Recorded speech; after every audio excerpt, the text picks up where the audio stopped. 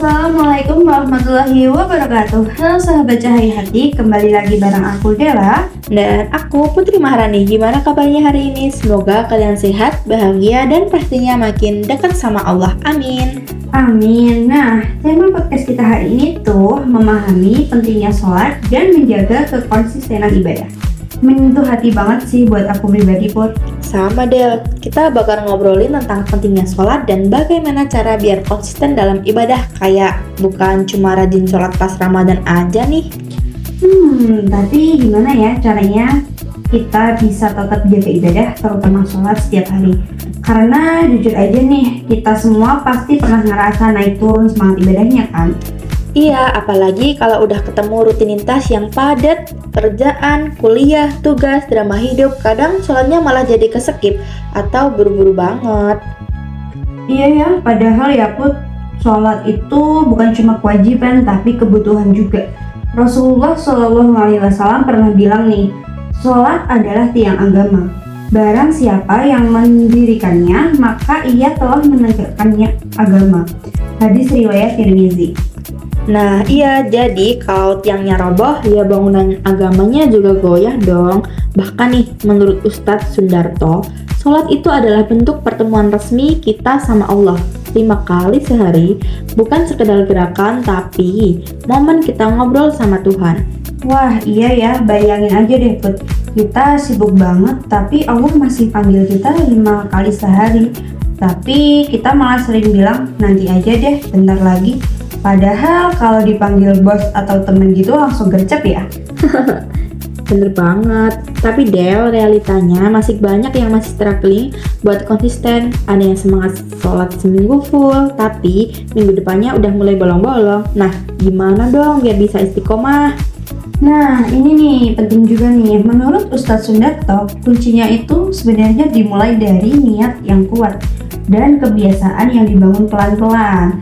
Bahkan dalam hadis riwayat Muslim, Rasulullah Shallallahu Alaihi Wasallam bersabda, amalan yang paling dicintai Allah adalah yang terus-menerus meskipun sedikit. Jadi bukan soal langsung sempurna ya Del, tapi konsisten walau pelan-pelan. Bahkan kalau kita baru mulai dari sholat wajib aja dulu, itu udah keren loh. Iya Put, daripada langsung niat sholat 5 waktu, pas tahajud, duha, rawatib, tapi seminggu kemudian hilang semua. Mending bertahap tapi stabil gitu. Oh, aku jadi inget nih, Rahma Widiawati, guru agama SMP Cahaya Insan, dia pernah bilang, lucu sih tapi dalam banget. Sholat tuh kayak makan, kalau nggak makan lemas, kalau nggak sholat hati kita yang lemas. Lucu sih tapi bener banget, ada energi spiritual yang kita dapat dari sholat.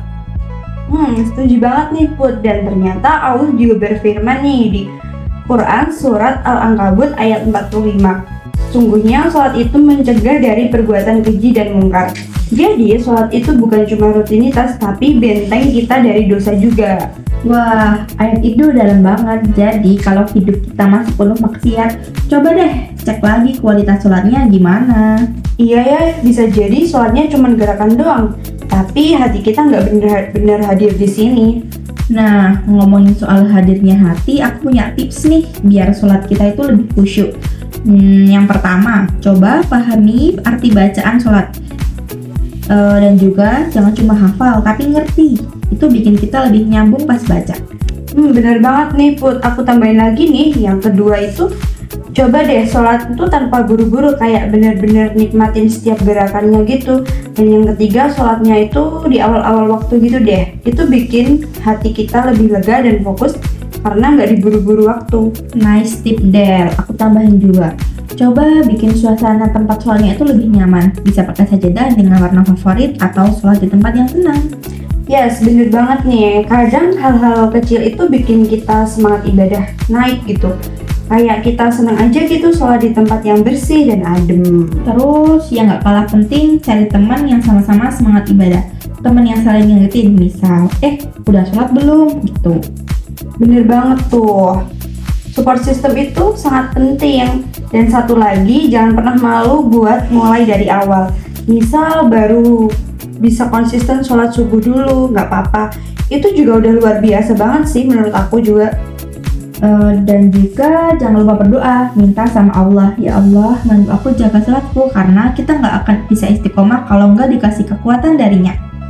Masya Allah banget ya Put, semoga podcast kita hari ini jadi reminder buat kita semua ya.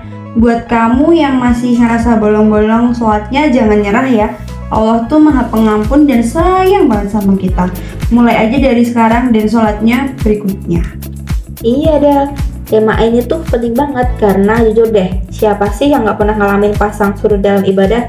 Kadang semangat, kadang ngedrop, kadang ngerasa jauh dari Allah, pernah banget kan? Aku pribadi tuh sering banget ya Put, sebenarnya aku ada masa aku ngerasa on fire banget, rajin tahajud, duha, baca Al-Quran. Tapi ada juga masa-masa dimana aduh subuh kesiangan mulu, sholat wajib pun diburu-buru, gitu deh. Tapi itu juga manusiawi ya, kita bukan malaikat yang ibadahnya sempurna terus. Tapi justru itu tantangannya, gimana cara kita tetap bertahan di jalan ibadah meski godaannya dunia rame banget. Setuju banget. Aku pernah dengar nih satu nasihat dari Ustazah Yuyun waktu aku ikut kajian remaja. Kata beliau, sholat itu seperti charger untuk hati. Makin kita bolong-bolong, makin lemah iman kita. Dan aku langsung iya ya, selama ini aku ngecas HP aja sehari 2 kali. Masa hati sendiri nggak di-charge? Wah, analognya keren banget. Aku juga punya analogi nih. Hasil renungan aku tengah malam. Kalau kita bisa rela nonton drama Korea 16 episode, tiap episode 1 jam, masa kita nggak bisa luangin waktu 5 menit untuk sholat yang udah jelas manfaatnya buat dunia dan akhirat? Bener banget ya. Apalagi kadang kita tuh sholat cuma karena rutinitas, gerakan, baca, salam, udah. Tapi hatinya nggak connect. Padahal menurut Imam Al-Ghazali, sholat itu bukan cuma tentang gerakan, tapi tentang kesadaran penuh bahwa kita sedang berdiri di hadapan Allah. Masya Allah, dan kalau boleh jujur, aku tuh pernah nangis pas sholat Isya karena tiba-tiba ngerasa, ya Allah, selama ini aku sholat tapi gak benar-benar hadir. Itu momen yang bikin aku mikir, jangan-jangan selama ini aku cuma menjalankan, bukan menghayati. Ya Allah, itu relate banget Put. Kadang kita tuh lebih khusyuk pas nonton konser atau main game atau nonton drakor dan lainnya ya daripada pas sholat. Sedih sih, tapi realitanya gitu, gimana ya? Makanya penting banget belajar untuk khusyuk. Salah satunya, kayak yang tadi kita bahas, pahami arti bacaan sholat. Aku mulai dari Al-Fatihah, ternyata dalamnya luar biasa. Aku juga iya, dari ayat iya karena budua iya karena setangin itu ternyata artinya dalam banget loh. Hanya kepadamu kami menyembah dan hanya kepadamu kami memohon pertolongan. Pas kita sadar maknanya, itu bikin kita lebih tunduk dan tenang. Terus hal lain yang bantu aku juga menghayati gerakan sholat. Kayak waktu sujud, aku suka mikir, ini posisi terendahku, tapi di saat ini aku paling dekat sama Allah. Ini tuh bikin hati jadi lembut banget. Ya ampun, aku merinding banget. Dan bener sih, sujud itu momen paling dekat sama Allah. Jadi pas lagi banyak masalah, aku sering sujud lama-lama, nangis aja gitu di situ. Dan entah kenapa rasanya kayak ada beban yang dilepasin gitu. Masya Allah, itu juga jadi bukti bahwa sholat bukan cuma ritual, tapi healing. Bahkan menurut penelitian, gerakan sujud itu bisa menenangkan sistem syaraf. Jadi bukan cuma spiritual, tapi juga ilmiah. Tuh kan, Allah udah ngatur semuanya sedemikian rupa. Tinggal kitanya aja mau nggak manfaatinnya. Tapi ya Put, pertanyaannya sekarang, gimana dong biar kita bisa istiqomah terus dalam sholatnya? Wah, ini nih jawaban klise tapi penting. Mulai dari niat yang kuat dan minta pertolongan Allah. Karena kita tuh nggak bisa istiqomah tanpa bantuannya. Dan bikin target yang realistis. Jangan langsung all in gitu ya, takutnya malah drop mulai dari sholat 5 waktu dan tepat waktu dulu. Baru nanti nambah dengan sunah-sunah. Dan satu lagi yang sering dilupain itu reward ke diri sendiri. Misalnya kalau bisa sholat tepat waktu selama seminggu gitu, traktir aja deh diri sendiri sama es krim atau me time gitu. Itu motivasi kecil yang bisa nambah semangat. Iya juga sih, benar. Tapi yang paling manis tuh reward dari Allah. Sholat itu bisa jadi penyelamat di hari kiamat. Bayangin, saat semua amal belum tentu lolos, sholat yang jadi pertama ditanya. Bener banget nih. Rasulullah SAW juga pernah bersabda nih, amalan pertama yang dihisab dari seorang hamba pada hari kiamat adalah sholat. Jika sholatnya baik, maka baik pula seluruh amalannya. Hadis riwayat Tabrani. Jadi jangan remehkan sholat ya sahabat cahaya hati. Bahkan kalau kita masih punya banyak kekurangan lain, jangan tinggalkan sholat, itu pondasi. Oke. Jadi sebelum kita tutup podcast kita hari ini, aku mau kasih kesimpulan nih dari podcast kita. Yang pertama yaitu sholat itu adalah tiang agama dan kebutuhan jiwa kita. Terus yang kedua adalah konsistensi lebih penting daripada banyak tapi sesaat. Yang ketiga, bangun kebiasaan ibadah pelan-pelan tapi rutin. Dan yang keempat, minta bantuan Allah lewat doa dan cari lingkungan yang mendukung. Nah, sebelumnya aku juga mau nambahin nih Del.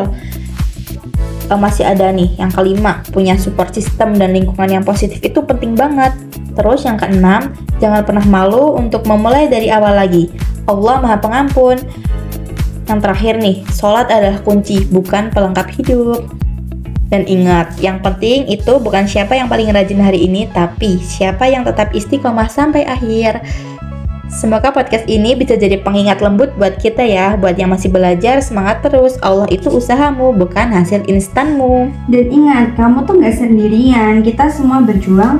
Yuk sama-sama jaga cahaya iman kita lewat sholat yang penuh cinta.